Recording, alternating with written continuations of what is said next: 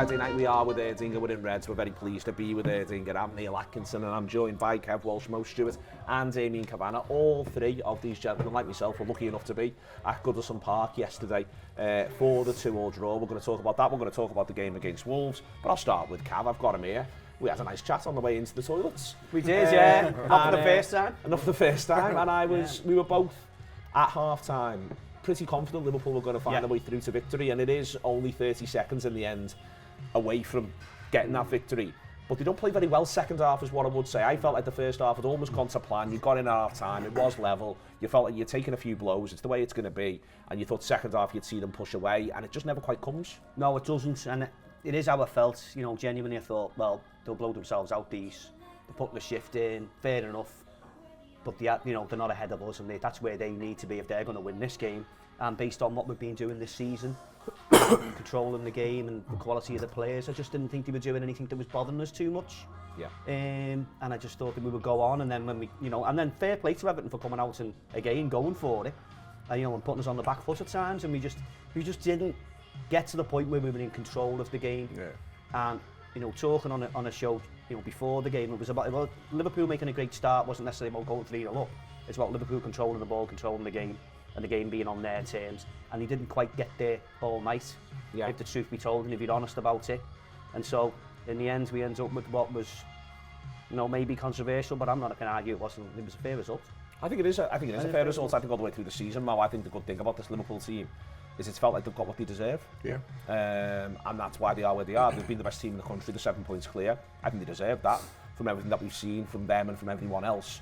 But the flip side of that is, I think, last night against Everton, they get what they deserve. Yeah. And we've got a cop for that. That's the beginning, middle and end of the matter, no matter what was on the clock, no matter which way it goes. And even no matter how bad the referee was, we've still got a cop for the fact that ultimately they got what they deserved. Yeah. They did. The best teams do. Yeah, exactly. Yeah, the worst team also drew as well. That's the problem. But you don't really know which is which. But yeah, you're right. I think you can look back on some of the other games we've drawn this season. I think like Fulham, I think Arsenal, Newcastle, and there's like hard luck stories and little bits of there and little moments where you'd have it back. But ultimately, over the course of the 90 minutes, in those games, we didn't do enough to win. But I say once again, they haven't been beaten. Yeah. This team has only been beaten in the league one time.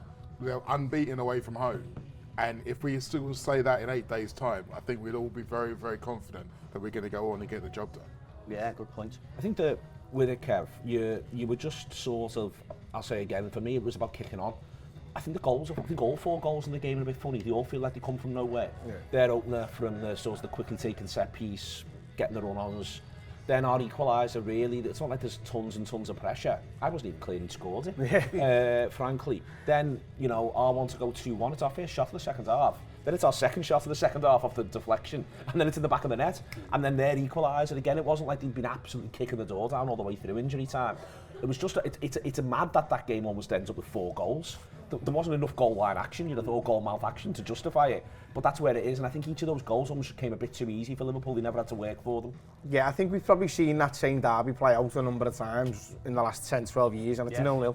It seems the derby ends 0-0 every year at Goodison, doesn't it? We hardly ever seem to get many goals there at all. And yesterday was that type of game, scrappy, very centralised in terms of where it was played on the pitch. There wasn't much going on in the 2 final thirds. And yeah, you said about we didn't really have to work hard enough for that second goal. And we didn't, but then it felt, obviously in the ground, it feels like it's 2 minutes from that goal to the end of the game, doesn't it? But in reality, it's 15 minutes of football left to play there, and we've basically done it. We've nearly got there, and we're all having totally different conversations, even with ourselves, if we've got the 3 points. Yeah. But you're saying it was dead professional, they saw them off, they kept them at arm's length. That's what you are saying. If that final whistle goes 30 seconds earlier in playing time, that's what we're all saying today. That's what we're sat around this table and doing. 100%, and I think we'd be saying, got away with it there, because I thought we were terrible yesterday. I'm not saying that because we drew. I just didn't think we ever got a real foothold in the game. Gav said before, control. That's been the hallmark of this team so far this season, hasn't it? Controlling games.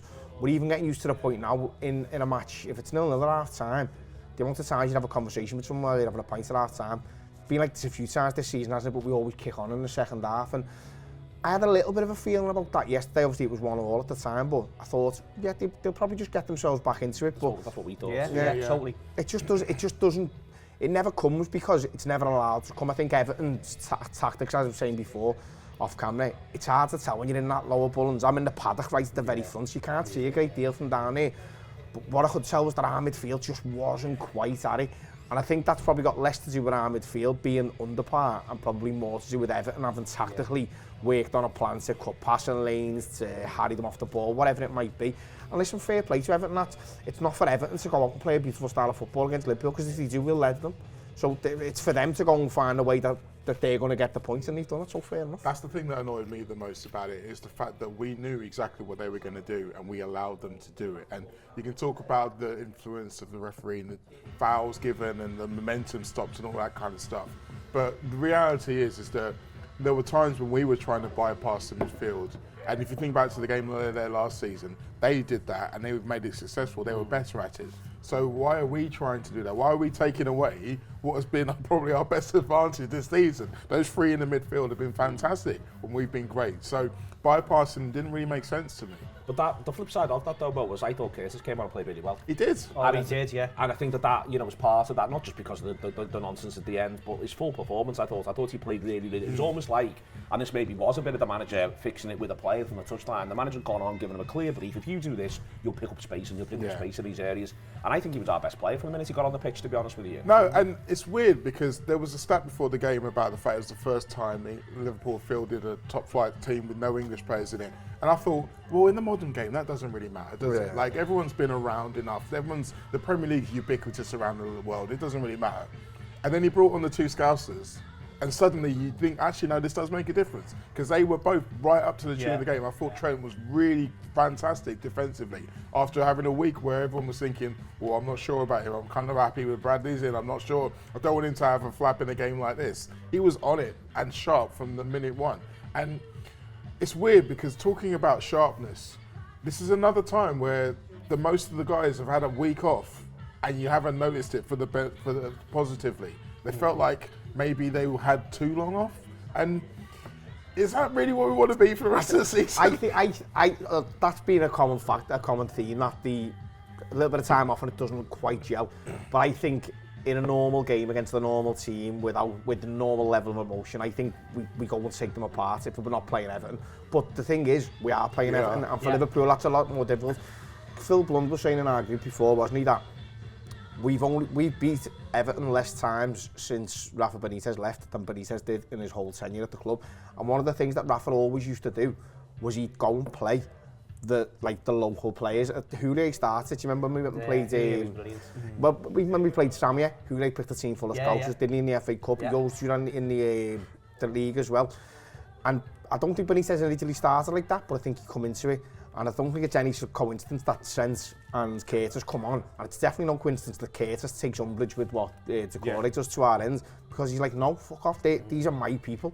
And I think that's probably a learning curve for the manager there to go, actually, I can try and take the emotion out of this game all at once, but it's impossible. And also, also, none of the players want the emotional taken out, and them lunatics in that lower Bullens certainly don't want it taken out. So I hope he plays up to it a little bit from now on and learns from that, and maybe says, do you know what, if you want a battle and you want to rock and roll, all right, well, I'll put the players in there to rock and roll with you. That's a great shout, that. And I think he's the type to learn. Yeah.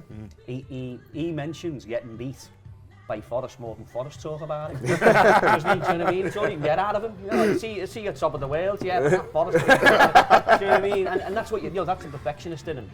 And he'll have learned from that. I mean, it goes with a couple of ends of things. I do think Curtis was brilliant when he came on.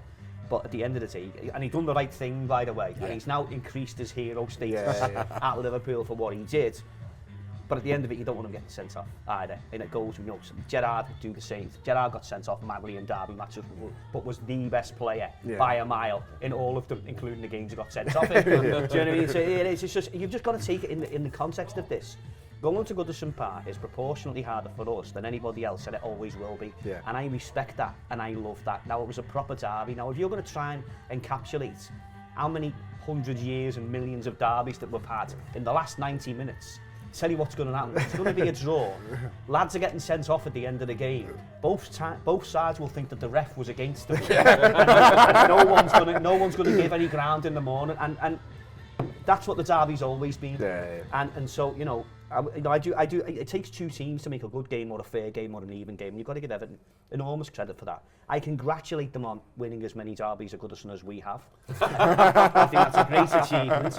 I do think the 1966 Chelsea Shield should count. By the way. You know, the World Cup's there and everything. Do you know what I mean? And Liverpool extended their lead at the top of the league. And you know, you've got to look at this sometimes. I think things are working out for us here.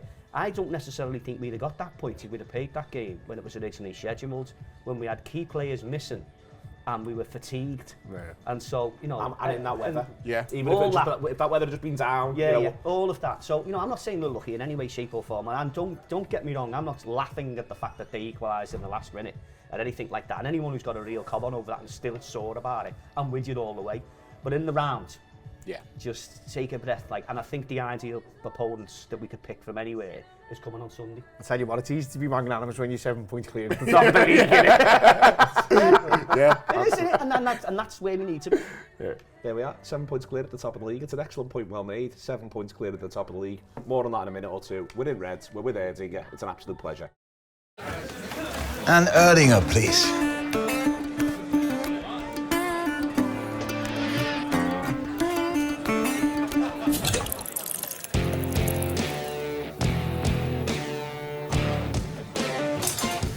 Stop!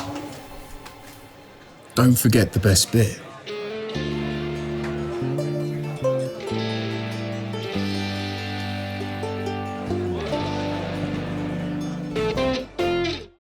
Welcome back.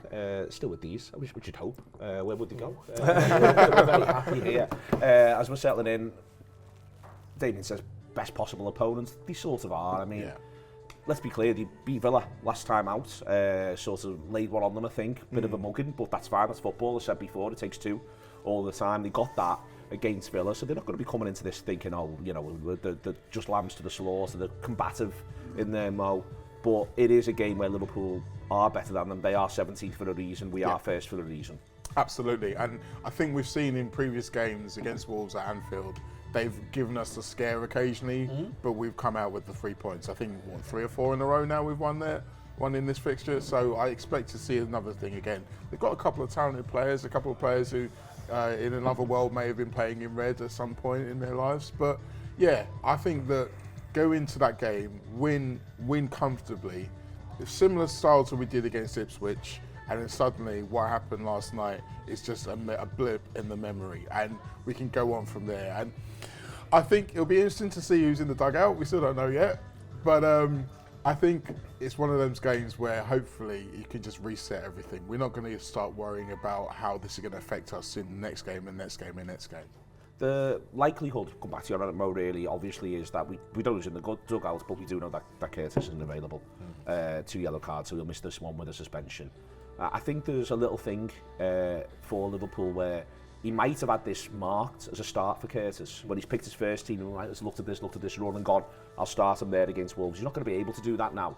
Do you think it comes into the idea therefore that maybe he does Elliott, or do you think he's just going to go with the 3 that played against Everton? I think he'll go with the 3. I don't think he'll change it. Ryan came off earlier than I was expecting. I was kind of shocked to see him come off on 60 when the game was very much still in the balance. So if he is thinking, well, maybe I'm just going to kind of play a little bit careful with him over these next 2, with the knowledge that you've got Villa, City and Newcastle to come, I wouldn't be surprised at that. But yeah, from the start, I mean, again, it's hard to say that Elliott's absolutely made this case for inclusion in the last game, is it? Quite the opposite. Exactly, and I mean, for Endo, it's a different conversation, because on the one hand, you're thinking if there's going to be a time where he's going to get a start, then a team in the bottom 4 at home would be the one you get. But again, I'm not 100% sure. It doesn't play to Endo's strengths, a game where you expect him to have a lot of the ball. Exactly. You need ball players there, and Endo's a lot of things, but his passing is not. You wouldn't put it as in the top 5 things that he can do probably on the pitch. I think in terms of Elliott, he's shit the bed a little bit the other day, didn't he? If I'm being totally honest, I love Elliott, and I always want him to do well, but it's clear as day that the manager doesn't necessarily fancy him. So he's got to work doubly hard to get in, and that performance of the day was. I feel like it was a performance of someone who knows that too much, though. Yeah. It felt like like he's under pressure. Yeah, like he wasn't able to just play his football and be free about it. What you would say though, Mo, is that now he's likely to get himself 20 minutes. Yeah. Because we've got the game on Wednesday, the game to come. So he gets himself 20 minutes, at which point I'm 20 minutes playing with the senior players. Yeah. Relax, play your and hopefully in a game state that suits. Relax, play your football, Damian. That's what you want at this sort of point, and that could be a chance for him, because I think we all like him. We all think he's a really good player who's got loads he can bring to this side. But I don't see him, because of what happened last weekend. I don't see him getting his chance in this now. No, I don't think so either. And I think I agree. Curtis probably would have got the start at the weekend. But okay, Liverpool's got 5 substitutions they can make. They've got a hectic schedule. Curtis might be on earlier in another game. Yeah. And we might not start Villa, for instance, exactly, if he didn't have that one marked out. Something like that. It's a shame for Harvey, because he rises to the challenge and he's improved as a player. And he's I wouldn't judge him on just what happened at Plymouth. That's not the usual environment you'd expect him to be in, with the Premier League game surrounded by the players and that. I don't necessarily think the manager does fancy him. I think he respects him, but I don't think he sees him as an ideal starter. He's still got value at the club. He'll get 20 minutes here and 20 minutes there, and he's had a valuable contribution to make. I worry for his future, I've got to be honest. But I've said that a couple of times, and each time I've said that, he's got better. So respect to the lad. I don't think Liverpool should be rotate. I think Liverpool shouldn't be in a question of, say, how many people can we rotate over the course of these games. We have got some big games coming up. It's like a mini season on its own, isn't it? The next 4 games. So these 4 here now, I would just be, lads, I want you to be shattered at the end of game 4, and you've got the weekends off. Yeah. And then let's get them points on this board, and let's start sharing the minutes out later. But once we've done this, we've gone through the meanest schedule that we've got. And then we've got a big prize to play for. We're going to be in that Champions League. It's the title running. It's March. It's this and that and the other. This is just business. This. And I would get Liverpool just playing the 11 strongest lads, getting the appropriate substitutions, and I wouldn't be messing with anything here. It wouldn't shock you if that's what the players were saying to him as well. Gaffer, I'm all right, it feels like they've been really well conditioned up to this point of the season, which if he's been looking at it, which they will have been, in terms of when is the load going to be at its heaviest, with a break behind it, it'll have all been pointing towards this, and they do all that clever gear with, like, in the red zone, just don't play him here, or whatever it may be. So it wouldn't surprise if the players go, do you know what, Gaffer, I reckon I can play 12 days or whatever, I'm fine to do it. Obviously there's always a risk of an injury with that, but the prize at the end of those 4 games, if we can get 12 points out of the next week, it's worth more than 12 points. But if you get, 10 okay, but dropping them 2 the other day, I just feel like 12 just sends a message to Arsenal to say, you thought he's had a chance, it's gone. Yeah. I think as well, the fact that we've got depth back at this point in the season means that you can play your preferred 11 and then look to make changes last 20, last 15. And if you're doing that 3-4 games in a row, that's almost like the perfect balance of keeping everyone going, but also not running them into the ground. So we play centre forward. Wow. Who plays left wing? To be honest, I didn't like Gakpo on the left against Everton. They were always going to have that Grok at right back. And part of what Gakpo's brilliant at is, a lot of what he does is a bit like having a centre forward who comes off the left.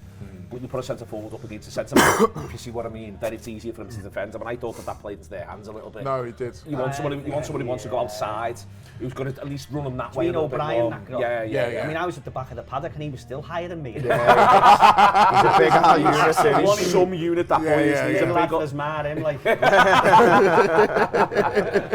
So, but it might be that this one does suit Gakpo, you know what I mean? Let's be clear, because I think that was a specific challenge. They play a back 3, or they've been playing a back 3, we can't say with certainty. I'm basically saying, I think we all agree in terms of the midfield position. I think we can name 3 of the back 4. There's a bit of a question on whether or not where Trent's fitness is, but you think it's just fitness based, so we can't answer that. He looks okay. Sharp. What are you doing in attack? Who's your front 3? I'm picking Mo Salah. I'm bringing Mo Salah, that's a given. Mo's already picked himself, so yeah. He doesn't need us to do it for him. And there's a part of me that's maybe wants to see what Diaz looks like back in his proper position and just say, okay, we've been asking you to do this thing that you're not comfortable with. Let's give you a few games now where in this one you're comfortable with, because we've got 2 centre forwards. So Slot can really just say, look, until Southampton, you're a left winger. Just go back to doing that. Do it game after game after game, and then hopefully we'll start to kind of regenerate. And then obviously up front, like, I don't think, normally you say it doesn't matter when someone's playing against their former team, particularly when it's been 4 years, but Jota's, he's a different breed him. Yeah. I think he will absolutely relish playing against Wolves. And So I would be sticking him in. Go with Jota. I think, for some reason my head's saying Darwin, just because I feel like he's just on the verge of maybe a decent little bit of form. He's obviously just had the kid, so that could go one way or the other. But it's more of a gamble with Darwin because he's so unpredictable, he's such a maverick. That can be good and it can be bad. Whereas with Jota, you know, he scores goals in runs, doesn't he? And if you can get him to get a goal against Wolves, well, I'll tell you what, mate, there's 3 games coming up where we could do with him scoring some goals. So with that in mind, I'd probably go for Jota and maybe have a pre-planned sub with Darwin gets half an hour or whatever towards the end. Obviously, result dependent. I love the both, Jota. And if he's fit, you know, there's a big question mark over his fitness. And sometimes it's just a change. I think you can get... Diaz might be a bit crestfallen by the fact that it isn't working for them as well as it is while I'm doing a job for the team. Yeah. And I'm doing a job for the team while you've got question marks over Darwin and Jota's missing, but now they're both back. Come on, boss. What about me over there? I think they'll be Gakpo as well, by the way. But there's nothing beats a proper left wing, there isn't. Do you know what I mean? You know, the old Peter Thompson, Steve Highway situation going on there. Yeah. Not even mentioning John Barnes. You know what I mean? But Diaz is so effective, and I was a bit excited last night by the fact that when he was going to come over, I thought, oh, maybe we'll have something for the reasons that you said with the big boy Groch there, you know, on the Giants O'Brien. Yeah. But yeah, I would put that. The lad knows the goal, and yeah, he seems to bear grudges, doesn't he? Yeah, he does. And he can play angry. Yeah. And he's just got a presence in the area. If it comes in the area, it's in the net, and you're going to need everybody. So and then one of these things is, and it is going to be interchangeable. So yeah, I'd be playing Jota, and I'd be putting Lucho out left and just say, listen, thanks very much for all you've done for us, and I know you're marvellous over there, and that's your best position, and you know your mate's good, but you deserve this. I think you deserve this in front of the whole crowd. I know it all makes sense. I'd also definitely be starting Nunez against Villa. I don't think they like him at all. I don't think they like him at all. What I was going to say, where he puts his lines, there's always a bit of space. Yeah. I don't think they like playing against him. They're vulnerable at centre half already anyway. Yeah, they're vulnerable at centre back. I think that's a great shout. So you end up with a situation here where you go, I'd have started Nunez last night, and that's not hindsight. No, I wouldn't. I mean, I wouldn't. Yeah. Well, but, you know, and what do I know? And you know, it might have worked out of it. I just think he could have. You know, you could be down to 10 soon, couldn't you? Hey, peacemaker when it all kicked off. Yeah. In that way that you can never predict what he's going to do. Exactly. We'd have all said who's going to get stuck in here if it all kicks off. Father had changed him quickly, didn't he? Listen, we're not going to do predictions or any of that nonsense because we all think Liverpool should win the play in 17th.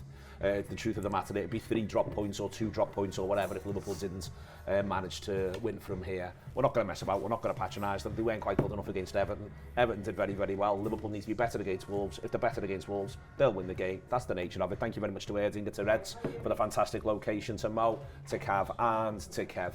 Been an absolute pleasure as it so often is. See you later on.